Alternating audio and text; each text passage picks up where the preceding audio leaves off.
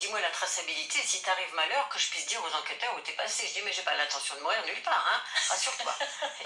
Et sa fille est devenue plus maintenant, elle prend plus des stoppeurs, il y a des choses qui changent dans leur comportement, plus d'ouverture. Ah oui. Ils sont un peu inspirés par notre manière de vivre quand même. Et c'est pas mal ça, moi j'adore cette Oui. idée qu'on puisse s'inspirer les uns des autres. Oui. Est-ce que c'est simplement la solidarité oui. qui vous motive, la rencontre avec autrui, revenir aux sources primaires de la vie? C'est tout ça, c'est tout ça, c'est tout ce que tu dis, c'est tellement, on est tous des cadeaux les uns pour les autres, je crois qu'on ne mesure pas à quel point c'est vraiment, on a même chanté une chanson qui dit « Moi je suis unique, je suis magnifique, il n'y a que moi comme moi. Toi tu es unique, tu es magnifique, il n'y a que toi comme toi. » Et c'est tellement vrai qu'on n'a aucun ADN semblable, aucune empreinte digitale. Et quand on met tout ça en commun, mais attends, on est des bombes en puissance pour pouvoir créer notre nouveau monde tel qu'on le rêve, enfin. Tu vois? Est-ce que la question de l'environnement vous touche pendant votre voyage? Ah ben oui, moi je suis toujours attentive, hein, toi aussi? Oui, à la nature, oui. Toujours, ben oui, moi je ramasse même ce que je trouve par terre, on essaye de faire le moins de déchets possible, on essaye d'être exemplaire si les gens veulent s'inspirer de notre mode de fonctionnement très bien, mais on ne cherche pas à convertir qui que ce soit, on cherche vraiment à être dans le respect de la différence. Moi ça m'a fait beaucoup travailler là-dessus parce qu'avant j'avais des a priori, celui qui était comme ci, comme ça, boucle d'oreille, fumer, boire et tout ça, j'étais un peu exclusive. Et maintenant je dis ok, ben, chacun son voyage dans la vie. Hein. D'accord. Chacun son karma, quoi. Oui. Voilà, comme on dit si bien. Et amour pour tout le monde, on est tous des amours sur pattes, sauf que des fois on l'a un peu perdu de vue. On s'est laissé mettre plein de scories, sur notre tête et on est devenu un peu poubelle ambulante. Mais il serait temps de vider des fois nos poubelles pour que ça sente bon, hein, ça sente l'amour, quoi. Et la légèreté d'être, la liberté d'être qui on est dans l'authenticité sans avoir peur du regard des autres. Oui. Vous êtes parti, certes, mais qu'est-ce que vous avez emporté dans votre sac à dos? Tu sais qu'il y a une fois quelqu'un qui a voulu vérifier, qui a regardé mon sac à dos pour voir si je disais vrai. Alors j'ai dit que j'avais pas de carte bleue, pas de carte d'identité, pas de carte vitale, pas de carte... Enfin bref, toutes les couleurs possibles de l'arc-en-ciel. En tout cas, j'ai que ma carte de visite Landart parce que je fais du Landart et c'est moi qui l'ai fabriquée à ma sauce. Et il n'y a que moi qui s'en reconnais, même si on ne voit pas ma taille, ni mes yeux, ma couleur d'yeux, on s'en fiche. Et je n'ai qu'une serviette pour me laver, une petite gant de toilette d'enfant, une petite soquette d'enfant comme gant de toilette, un peigne, une brosse à dents, un caouet, un sac poubelle pour mon sac à dos, deux shorts et 2 hauts, et un chemisier en soie et une polaire. Et voilà, et ça suffit 2 kilos et je suis partie. Voilà. Vous aussi? Oui, pour moi aussi, on a la caméra en plus. Oui. Voilà, c'est tout. Hein. Les habits de rechange. T'as oublié le rasoir. Ouais, le rasoir, voilà, si on peut dire. Très important. Voilà. Et tu sais, on a ça quand même, c'est notre costume suprême qu'on n'oublie jamais nulle part. Quand je le perds, je suis navrée, c'est mon nez rouge. Ça fait partie de notre costume, même si je pars avec rien au pied, c'est pas grave, mais il me faut mon nez. On est habitué à avoir une petite vie. Comment vous faites pour laver le linge? Ben ça c'est une bonne question, on nous l'a souvent posé dans les maisons de retraite ici ou là. Eh ben écoute, on s'adapte. Si on peut laver le linge parce qu'il y a l'espace, il y a un petit lavabo, une petite cuvette, ben voilà, ça peut être un haut, voire les deux si le temps s'y prête pour sécher et dehors et qu'il y a un étendage possible, ce qui n'est pas le cas partout. Eh ben on s'adapte. Un petit bout de savon qu'on a quand même, et si des fois il y en a sur place, voilà, on cherche même pas dans notre sac. Et puis ben, ça sèche le lendemain si c'est pas sec avec une pince à linge sur le sac à dos, sur notre dos. D'accord. On fait simple, hein. Minimaliste. Voilà. Ah oui. Ah oui, oui. Tout va bien, hein.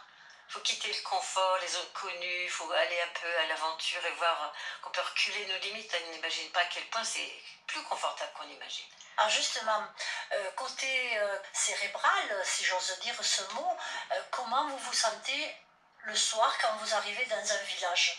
Moi, je suis époustouflée, émerveillée de la beauté de la vie, la beauté des gens, des paysages, tout m'émerveille. Et alors chaque matin, moi je me réveille, je dis mais je ne sais pas de quel côté je vais descendre parce que je ne sais jamais si je vais tomber sur quelqu'un ou je suis contre le mur parce que c'est jamais le même endroit. Tu te lèves, tu dis ah mais les toilettes c'est en bas, à droite, à gauche, oh là là, mais c'est pochette surprise à tout instant, du matin au soir, tu vois. Je me lève, je ne sais pas où je vais aller, qui je vais rencontrer, qu'est-ce qui va se passer. Oh, mais attends, je fais ça à tout le monde, c'est l'inconnu en permanence. Alors quand les gens disent bon courage, mais je dis non, travailler à l'usine et pas gagner sa vie, bah oui, il faut du courage. Mais là, franchement, moi j'ai pas envie que ça s'arrête, hein. Est-ce que par contre vous êtes d'accord avec moi que c'est plus facile de faire ce que vous faites en étant à la retraite aussi que quand on travaille? Ça c'est sûr.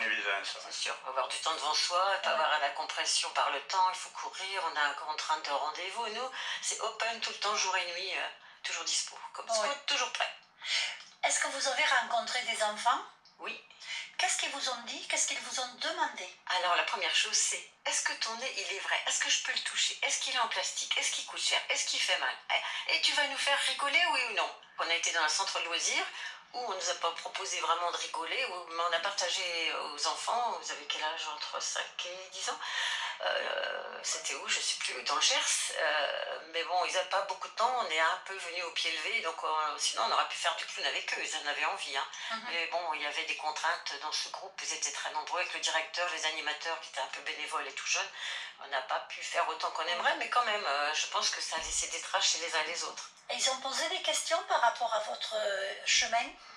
Non, pas tellement. Non. Pas tellement. Non, ils étaient peut-être un peu jeunes pour comprendre ce qui se passait. Et il n'y a pas que ça, je pense qu'ils sont aussi quelque part des enfants qui sortent du système scolaire, excuse-moi, mais je vais quand même dire ce que je pense, formatés. Par contre, on a fait des témoignages à l'école Steiner, alors là, les questions fusent, et on les revoit des fois, des mois après, sur un marché, dit, mais je vous connais, je vous reconnais, ah, je te rappelle de nous, oui, oui, ça. Du coup, ça les marque, parce qu'ils sont très, très ouverts, l'esprit ouvert, et il y a quand même quelque chose qui est plus présent, plus réceptif, pour moi. Ouais. Les autres sont un peu obéissants, on ne doit pas faire du bruit, on est assis par terre, on regarde les adultes qui parlent, et voilà. Moi, tu sais, bouche cousue, j'ai dit, il y a des questions? Bah non, il n'y avait rien. D'accord. Ouais. Que disent vos voisins? Parce qu'à Mirepoix, vous avez des voisins. Est-ce qu'ils connaissent ta démarche et la mienne? Moi, pas encore. On n'a pas été assez voyants avec nos nez rouges et on n'en a pas trop parlé encore autour de nous. Donc, on est encore assez inconnus. Même si de temps en temps, on fréquente la voie verte et on va faire des... on a des grands cartons. D'un côté, c'est marqué voulez-vous rire avec nous, ou de l'autre côté, c'est on vous fait un gros câlin. Ils choisissent et on fait des câlins. On ouvre nos bras et on les filme comme ça ou pas, mais c'est pour montrer ce qu'on peut faire, offrir de l'amour aux gens, parce que des fois ils en parlent à personne depuis une semaine, ou voilà, ils sont un peu seuls et ils disent oh, mais pourquoi pas, ça fait du bien, surtout l'hiver. Justement, vous parlez d'hiver, vous filmez, Richard, voilà, vous filmez vos pérégrinations, on va dire, vos voyages. Vous allez faire des conférences sur ce que vous avez vécu, parce que c'est riche ce que vous avez fait. Tout à fait, mais écoute, on attend qu'on soit invité ou l'occasion se présente, on nous dit où l'équipe peut être intéressée par notre aventure qui effectivement est très riche. Mon carnet de voyage, je peux le prouver, il y a 25 pages de gratté en stylo. Mais pour l'instant, tu vois, c'est grâce à des personnes qui nous ont parlé de ta radio, Galaxy. Sinon, on ne savait pas qui dire notre expérience, qui peut être intéressé par ça, mais nous, on serait ravis de partager, dire surtout qu'il en faut peu pour être heureux. C'est vraiment le message.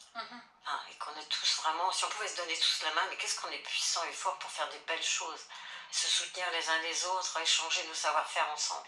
C'est vraiment le message que je voudrais faire passer. Et si j'en profite, si toutefois il n'y a pas de suite à ça, c'est ça.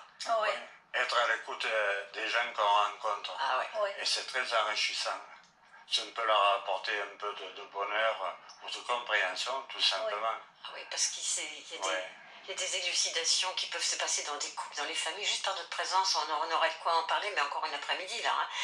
Et je ne peux pas t'en dire plus parce que ça va être trop long. Je ne voudrais pas prendre trop de temps à ta radio. Mais c'est vrai que c'est fabuleux parce que c'est des retours qui nous reviennent. C'est comme des cadeaux qu'on n'attendait même pas. On a l'impression qu'on n'offre rien, qu'on reçoit tout, mais je me rends compte qu'on offre plus qu'on imagine parce qu'être une oreille, c'est quand même le premier devoir de l'amour. Et les gens, ils en crèvent tous, il n'y a pas assez ça. Ils prennent pas le temps de s'écouter les uns les autres. On parle, on fait du blabla, mais on ne sait pas se taire. D'ailleurs, je vais me taire un peu. Je suppose qu'ensuite, dans la vie de tous les jours,